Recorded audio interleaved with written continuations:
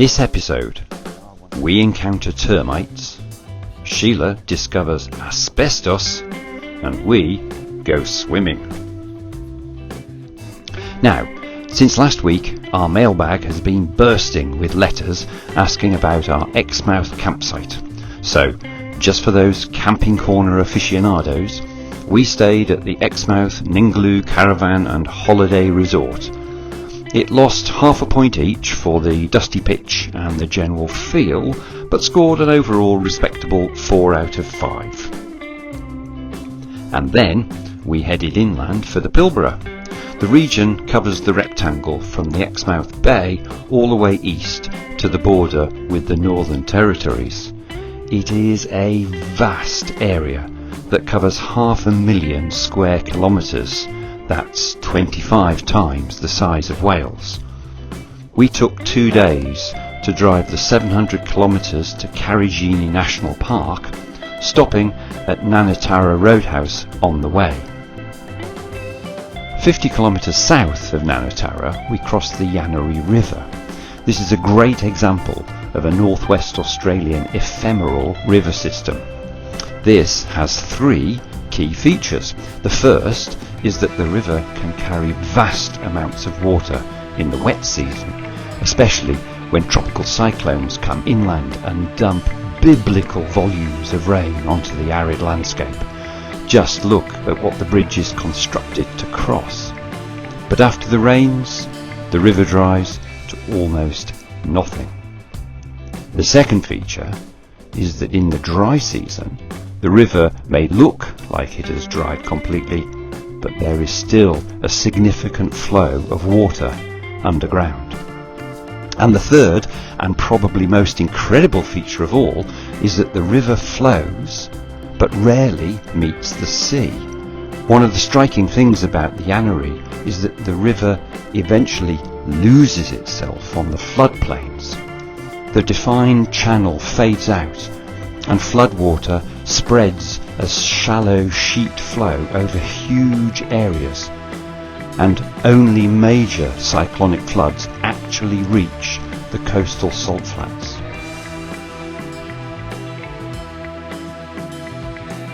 And then it was onward as we climbed through the hills that date back nearly 3 billion years into one of the oldest landscapes on the planet.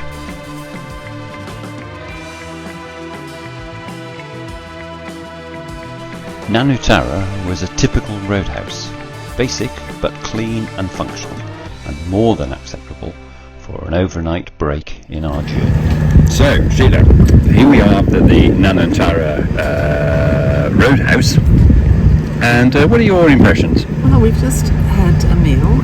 They're going through extensive renovations at the moment, and that means that the dining room is basically a porta cabin, very well air conditioned, but pretty soulless, and you order at reception in the shop.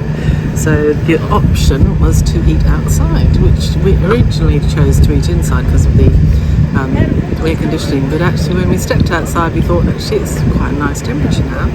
So out we came, and Mark settled off and got a glass of wine, and we've been sitting here supping wine, and then this lovely lady came and brought us our order, and do you know what, it's one of the nicest meals I've had. We're outside, I'm looking at a beautiful, what's left of a beautiful sunset. I can just see Venus appearing in the sky. The Milky Way is going to be there in all its glory before too long, because we are in the back of beyond, and yeah, feeling pretty relaxed right now. So thumbs up for the Nanutara. Definitely thumbs up for the Roadhouse? Nanutara Roadhouse, yeah, definitely delivered. And on that bombshell. And on we drove into the high Pilbara until we reached the Karijini Eco Resort in the National Park. 6,500 square kilometres, or a third of the size of Wales, with its iconic gorges. If gorges aren't your thing, then look away now. So here we are in Karijini, and it's our second full day here. Our first full day we just got settled really and went to the Discovery Centre, but today we're here at Dales Gorge, and we're about to go down and do the walk into Dales Gorge, and let's see how we get on. It's quite windy, so I'm hoping it won't be quite so windy down in the gorges, but otherwise it's a beautiful day, so wish us luck.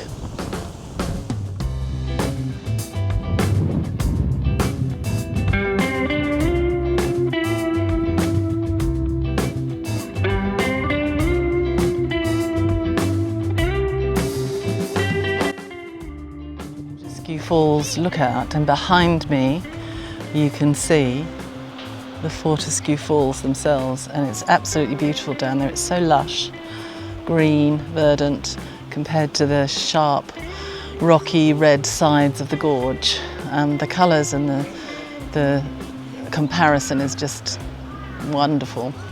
Yeah, it's lovely. Down the side of the gorge and looking down into the valley floor, it's incredibly green, as Sheila was saying. It almost looks like some sort of forgotten world. You look down and think maybe you should see dinosaurs or some sort of ancient life form. Maybe stromatolites.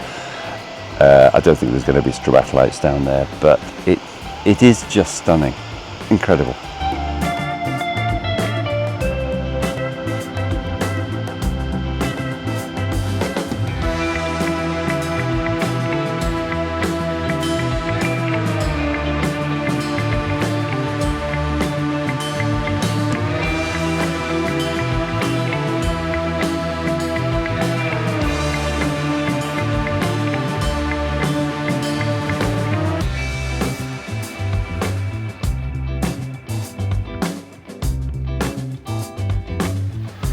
So we're down on the floor of the gorge now. We're walking to Fern Pool.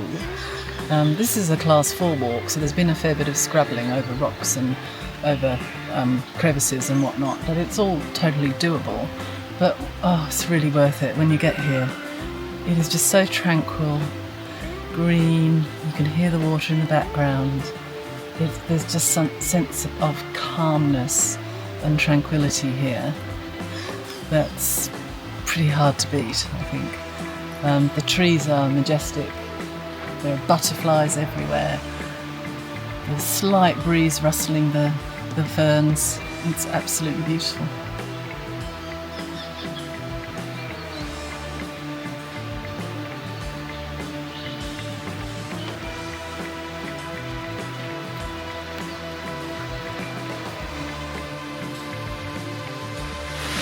Seems rude not to have a go.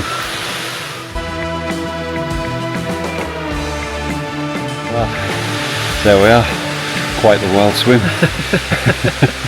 We did it. We swam in Fern Pool. We did. Not being able to see the bottom in most places. No. The waterfall is warm, as we were told, and it's a lovely little swim and a beautiful little place. Really is lovely. Yeah. Fantastic. And then we carried on down Dales Gorge.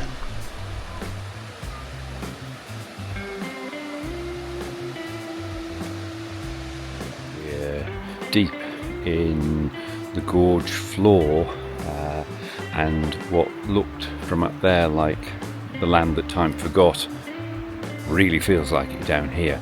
And really struck by, I don't know if I can get them in view, the trees here. So they're exactly the same trees as up on the plateau, but these trees are like 70 feet high rather than the ones up on the top, which maybe managed to get to about 10, maybe 15 feet. And obviously there's no predation down here, so there are no kangaroos, so presumably saplings can grow reasonably well. They've got a lot of water because clearly they're on a watercourse, and they're protected from the wind, but it's just incredible the canopy that they produce and the abundance of green down here and wildlife compared to the really arid conditions up on the top is it's really quite a contrast.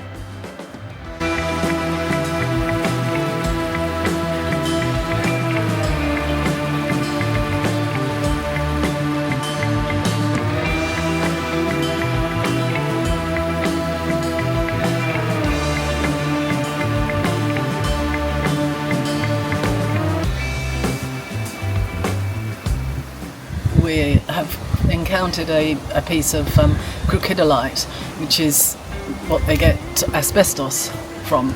It's very fibrous, like rock, I suppose. And here I'm standing at what I consider to be slightly too close, actually, but Mark wanted me to stand closer. I'm not. I will show you, though, that the fibrous nature of it, the blue-grey colour, it is rather pretty, actually, but it's also, if you breathe it in, apparently even one fibre can be enough to cause mesothelioma, which is a fatal lung cancer. So that's close enough for me, thank you.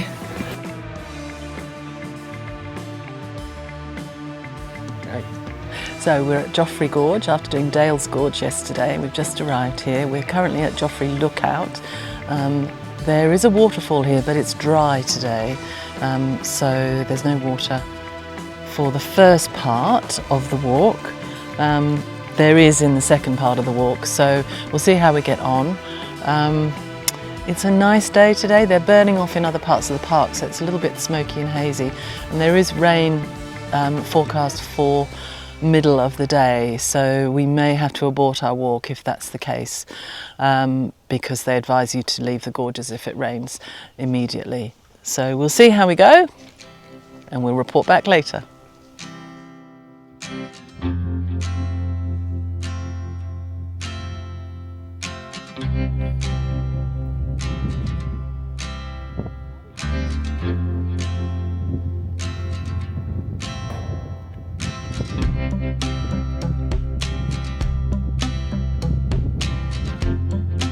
Made it down to the floor of Joffre Gorge, and this is quite incredible.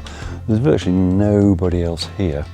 It's a little bit of a climb down, but it's by steps and it's actually not particularly difficult, but I'm just going to show you some of the views from here. Incredible.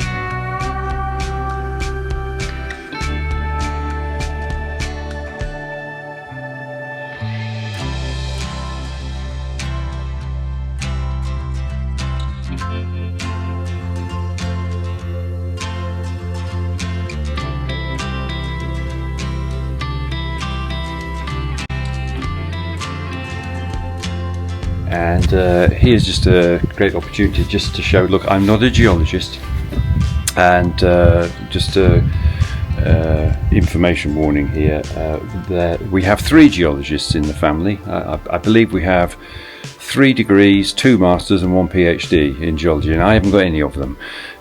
However, what we've got here is a great example of the geology of the whole of Karijini, really, which is these intermittent layers of banded iron formations and shale being effectively compressed mud, and that is what forms most of the geology of this region. It's a sedimentary rock apparently laid down a couple of 100 million years ago.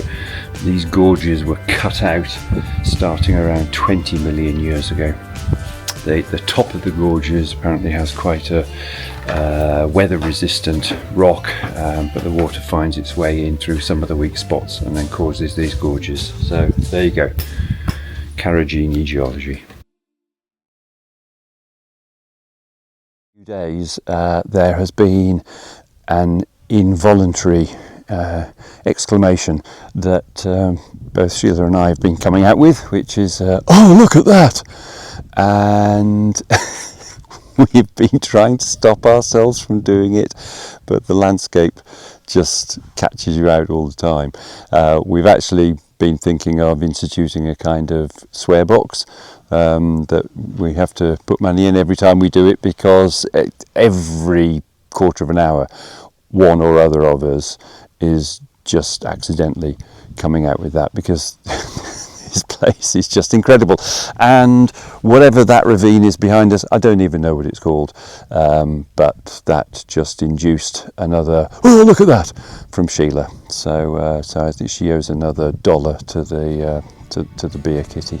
We are in the watercourse of the Upper Weno Gorge here. We are completely by ourselves. In the wet season, this is quite obviously a torrent. We've walked down over a whole set of what will be waterfalls in the wet season, and down behind me is clearly where the watercourse runs. You can actually just see a pool of water down there as well. This is just jaw-dropping.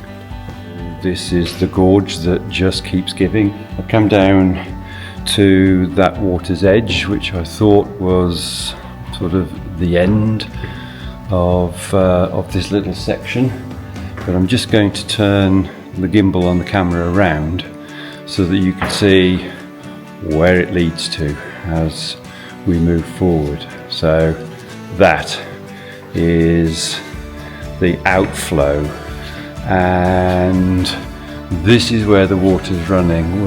The walls here are kind of closing in. You can hear the echoing. This is just a kind of magical place. Now, just walked through this water course. The stone here is polished to an incredibly smooth and fine finish, obviously by all the water that comes through. And now I'm out in what is virtually an amphitheatre. I'm sure you can already hear the echoing of my voice. I'm going to turn the gimbal around now and you can see what it is that I'm looking at. It's just astonishing. And here it is.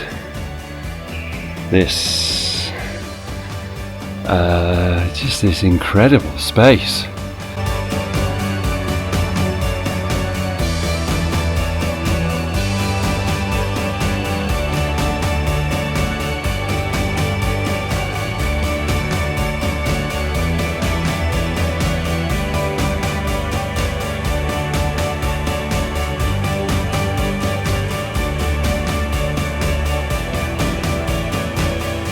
So it's afternoon now, nearly beer o'clock, but this morning we did Joffre Waterfall and the Joffre Gorge at that end. Then this afternoon we went to do the Wiano Gorge, including the handrail pool, which was the most challenging of the walks around here. So, and it was challenging, but it was good to do. It was great. We enjoyed it. And now we thought we would tick off the final one in our set today by walking from the restaurant area to the other end of Joffre Gorge, to what they call the Joffre viewpoint. So here we are. So this is the other end behind me of the Joffre Gorge, equally as awe-inspiring and cathedral-esque, beautiful. You had another. Oh, look at that! I did have another $1 to the beer I fund. do owe another $1 to the beer fund, and it's just stunning. And we've had a fabulous day.